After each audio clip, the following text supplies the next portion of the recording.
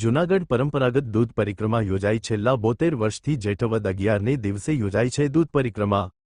ભવનાથના સંત કરમણ ભગત દ્વારા આ પરિક્રમાનો પ્રારંભ કરવામાં આવ્યો હતો। બોરદેવી સુધી યોજાય છે દૂધ પરિક્રમા। ગિરનાર અભયારણ્યમાં યોજાય છે દૂધ પરિક્રમા।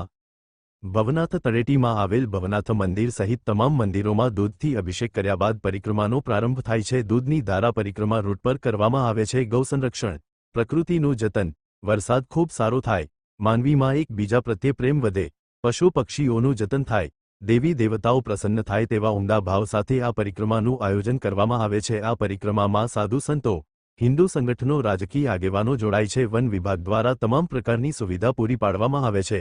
અહેવાલ સંજય પોપટ। બોલો ગિરનારી મહારાજ કી જય। શ્રી કરમણ ભગત પરિક્રમા બોલું છું કે ગિરનાર દૂધધારા પરિક્રમા આજે 72 વર્ષથી ચાલુ છે।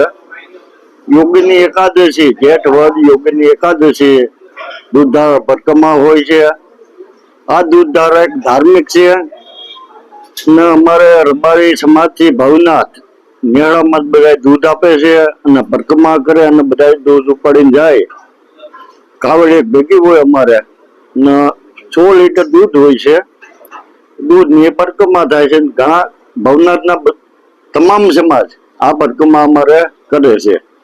હવે જંગલના નિયમ કે એક તો પ્લાસ્ટિકની મનાઈ છે, કોઈ પ્લાસ્ટિક લઈને ન જવું, આડાવડું ક્યાં જંગલમાં પણ ન જવું, કારણ કે પ્રાણીનું તકલીફ છે આપણે, એટલે સીધે રસ્તે આપણે જવાનું ને પરિક્રમા સવાગે પૂર્ણ કરવાની।